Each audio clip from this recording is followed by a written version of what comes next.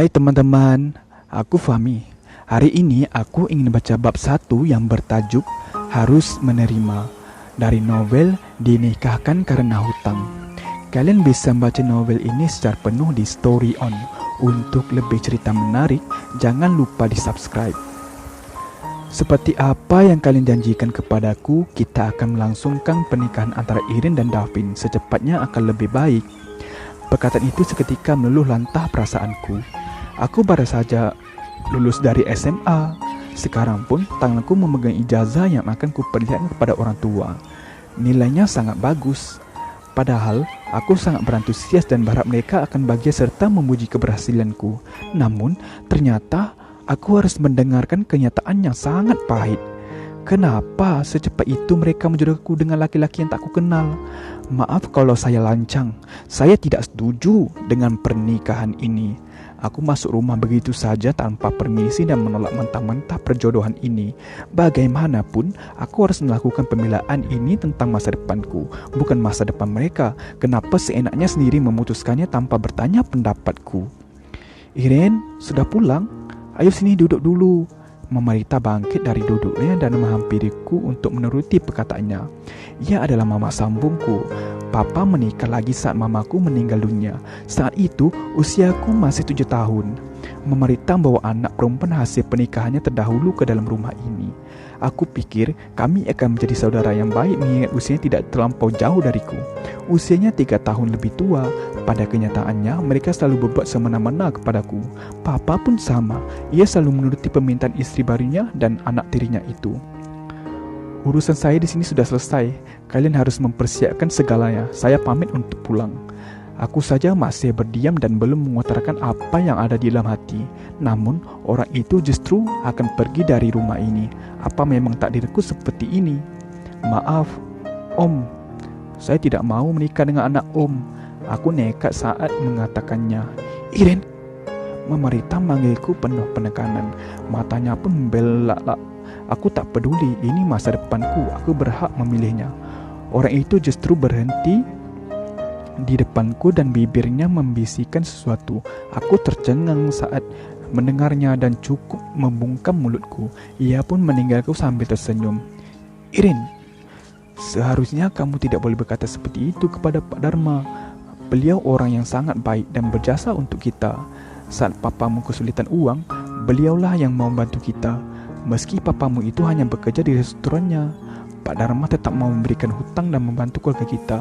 Setelah orang yang bernama Pak Dharma itu pergi, Mama Rita tidak segan-segan untuk memarahiku. Hanya saat di depan orang ia terlihat baik kepadaku. Kenyataannya ia selalu membentakku. Sudah biasa namun tetap saja menyakitkan. Bukankah seorang ibu sambung harus tetap memperlakukan anak tirinya dengan lembut dan penuh kasih sayang? Apa aku tidak berhak untuk menerimanya? Kenapa harus aku, Ma?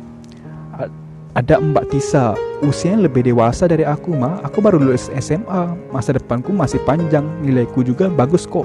Aku masih bisa kuliah atau bekerja. Bukan justru dinikahkan seperti ini. Aku mohon, Ma, lihat ijazahku ini, Ma. Pa, aku tidak bohong. Aku harus berdiri sambil menyodorkan ijazah yang baru saja diambil dari sekolah. Namun, tidak ada yang mau melihatnya. Apa ini? Susah payah belajar dengan giat dan berharap mendapat nilai sempurna, tetapi mereka tidak mau melihat hasil kerja kerasku. Tega sekali mereka. Papa pun sama saja, semua menyebalkan. Tisa sedang fokus kuliah, dia belum bisa menikah. Ren, dia harus mengejar cita-citanya. Kalau menikah tentu saja mimpinya akan terhenti, bukan begitu, Pak? Mama itu selalu begitu, membela anak kandungnya dan akan menekan semua keinginannya kepada papa. Lalu papa pun hanya diam dan menurutinya. Papa macam apa dia? Tidak adil dalam kepemimpinan keluarga. Andai saja mama kandungku masih hidup, ini semua pasti tidak akan terjadi. Tidak ada perjodohan karena hutang. Aku pikir bukan aku yang menggunakan uang tersebut, tetapi kenapa harus aku yang menerima getahnya? Tentang makan dan kebutuhan sehari-hari pun aku menerima apapun yang Mama Rita berikan. Tidak aneh-aneh dan sederhana saja. Bagaimana denganku, Ma? Aku juga mimpi. Aku baru lulus SMA, Ma. Nilaiku bagus, bisa masuk kuliah ataupun mencari pekerjaan. Mungkin aku bisa melakukan keduanya. Aku akan bantu perekonomian keluarga kita, Ma. Aku mohon batalkan pernikahan itu, Ma. Pa, tolong, Pa. Aku melihat orang tuaku secara bergantian sambil mengiba agar mereka mau mendengar permintaanku. Kamu beda, Ren.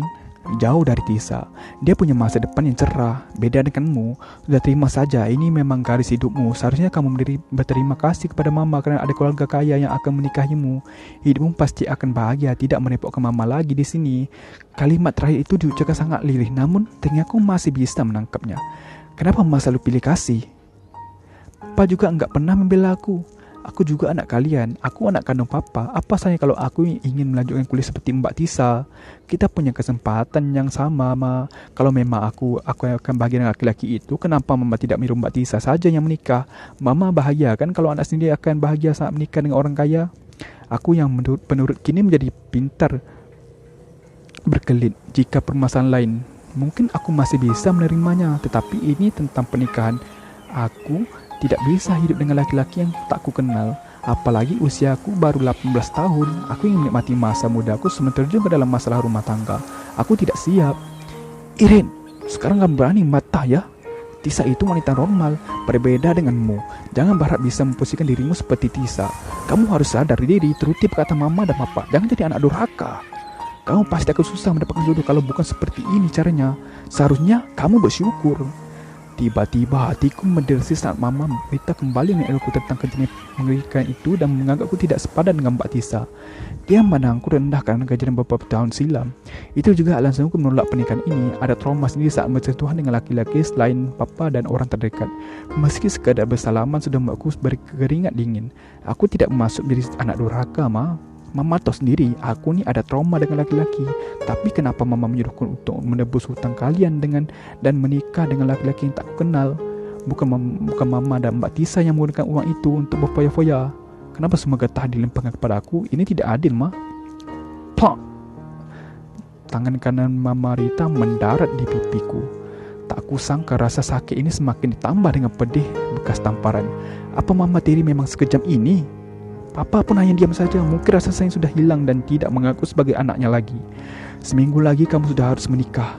Kalau saja kamu tidak membuat mama marah, tamparan itu pasti tidak akan pernah melukai pipimu. Jangan lagi membantah perkataan mama. Sana masuk ke kamar. Kini perkataannya lebih halus dari sebelumnya. Tangannya pun mengusap pundakku seraya pergi dari hadapanku.